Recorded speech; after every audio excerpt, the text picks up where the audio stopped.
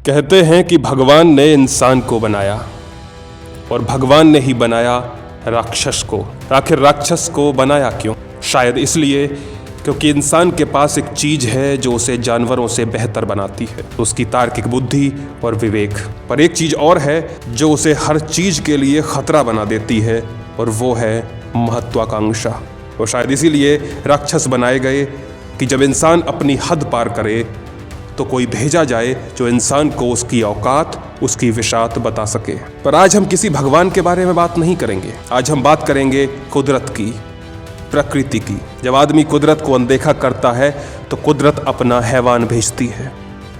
एक ऐसा ही हैवान भेजा गया बंगाल की खाड़ी में। तो आज की कहानी उसी हैवान की है। पर कहानी में आगे बढ़ने से पहले बात कर लेते हैं कि आखिर ये बंगाल की खाड़ी है क्या, और इसे खाड़ी क्यों कहते हैं। भारत की कई नदियां इसमें जाकर गिरती हैं, तो इसे सागर या समुद्र क्यों नहीं कहते, खाड़ी क्यों कहते। दरअसल खाड़ी और समुद्र दोनों ही वाटर बॉडीज हैं, दोनों ही जल निकाय हैं, लेकिन इनके बीच कुछ खास अंतर हैं। खाड़ी समंदर का वो हिस्सा होती है जो जमीन के अंदर की ओर घुसा होता है। ये 3 तरफ से जमीन से घिरी होती है और एक तरफ से खुली होती है, जहां वो समंदर से जुड़ती है। जैसे कि बंगाल की खाड़ी, मैक्सिको की खाड़ी। खाड़ी में पानी अपेक्षाकृत शांत होता है और यह बंदरगाह के लिए बहुत उपयुक्त जगह होती है, क्योंकि वहाँ लहरें कम तीव्र होती हैं। और समंदर एक बहुत बड़ा खारे पानी वाला जल निकाय होता है जो महासागर से जुड़ता है या उसका ही हिस्सा होता है। समुद्र आमतौर पर चारों तरफ से खुला होता है और इसका आकार खाड़ी से कहीं बड़ा होता है। बंगाल की खाड़ी की बात करें तो ये खाड़ी भारत के पूर्वी तट पर स्थित है और ये दक्षिण एशिया और दक्षिण पूर्व एशिया के बीच फैली हुई है। इसका आकार लगभग 21 लाख वर्ग किलोमीटर है। अधिकतम गहराई लगभग 4694 मीटर तक जाती है। भारत, बांग्लादेश, म्यांमार, श्रीलंका, थाईलैंड और इंडोनेशिया इससे घिरे हुए देश हैं। बड़ी नदियां गंगा, ब्रह्मपुत्र, गोदावरी, कृष्णा, महानदी जैसी बड़ी नदियां इसी खाड़ी में गिरती, और ये खाड़ी दुनिया की सबसे बड़ी खाड़ी है। और सन 1970 में यहाँ कुछ हुआ। उस दिन इस खाड़ी में एक दानव प्रकट हुआ जिसका एक नाम था भोला। तारीख थी 12 नवंबर 1970। एक सामान्य सी शाम थी, या कम से कम ऐसा लोगों को लग रहा था। पूर्वी पाकिस्तान, जो आज का बांग्लादेश है, विशेषकर भोलार द्वीप और उसके आसपास के छोटे गांव, जिनमें लोग अपनी रोजमर्रा की जिंदगी में व्यस्त थे। मछुआरे अपने जाल समेट रहे थे, किसान खलियानों से घर की ओर लौट रहे थे, बच्चे पेड़ों पर झूला झूल रहे थे।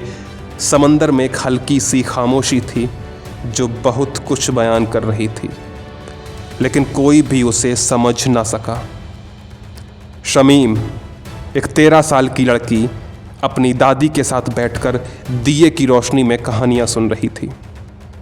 उसने दादी से पूछा कि दादी, ये तूफान कब आता है? और दादी बोली, जब समंदर नाराज हो जाए तब। और उस रात शायद समंदर वाकई नाराज था। लगभग 11 बजे अचानक आकाश को चीरता हुआ एक अजीब सा शोर सुनाई देने लगा। हवाओं ने पेड़ों को झुकाना शुरू कर दिया और फिर वो लहर आई। नदी के किनारे बसे गांवों में किसी ने सोचा तक नहीं था कि 20 से 30 फीट ऊंची लहरें उनकी पूरी दुनिया को निगल लेंगी। लोग अपनी छतों पर भागे, नाव पर चढ़े, पर तूफान की गति करीब 200 किलोमीटर प्रति घंटा थी। हवा चीख रही थी, पानी दीवारों को तोड़ रहा था और आसमान बिजली से जल रहा था। शमीम की मां उसे ढूंढ रही थी, लेकिन हवा ने उन्हें अलग कर दिया। उनकी झोपड़ी उखड़ चुकी थी। उसने आखिरी बार देखा उसकी दादी कीचड़ में फंसी हुई थी, हाथ हिला रही थी, और फिर लहर ने सब कुछ छीन लिया।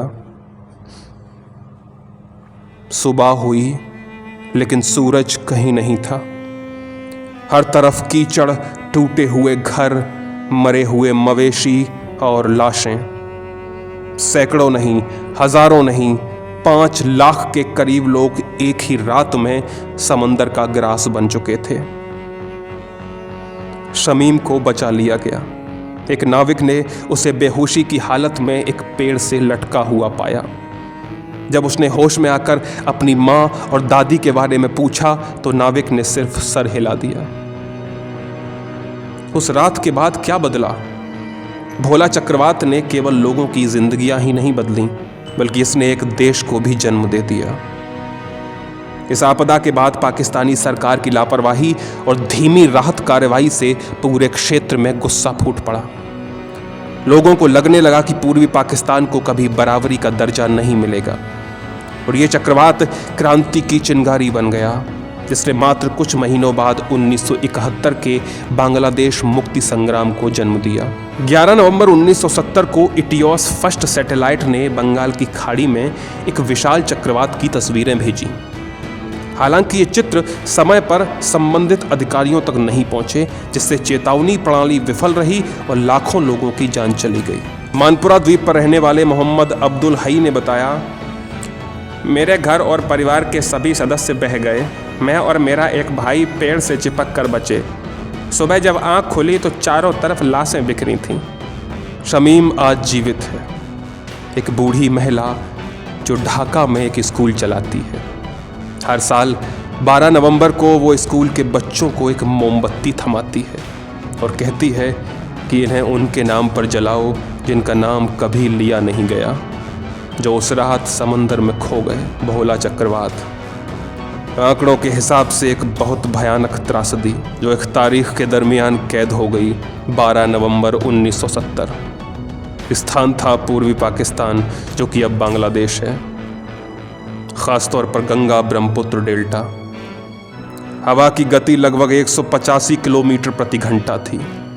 तूफानी लहरें 10 से 12 मीटर ऊंची थीं। मृतकों की बात करें तो अनुमान है कि 3 लाख से 5 लाख लोग मारे गए। इससे 3.6 मिलियन लोग प्रभावित हुए थे। 77,000 मछुआरों में से 46,000 मारे गए और $63 मिलियन मूल्य की फसलें और 2,80,000 मवेशी खत्म हो गए। भोला चक्रवात सिर्फ एक तूफान नहीं था, वो प्रकृति की सबसे भीषण चेतावनियों में से एक था कि जब इंसान समंदर को अनदेखा करता है तो समंदर उसे याद दिलाता है कि असली ताकत किसके पास है। ये थी कहानी भोला चक्रवात की, उस हैवान की जो बंगाल की खाड़ी में पैदा हुआ। आपको ये वीडियो कैसा लगा? अगर ठीक लगा हो तो लाइक करिए और चैनल को सब्सक्राइब जरूर करिए। नमस्कार, धन्यवाद।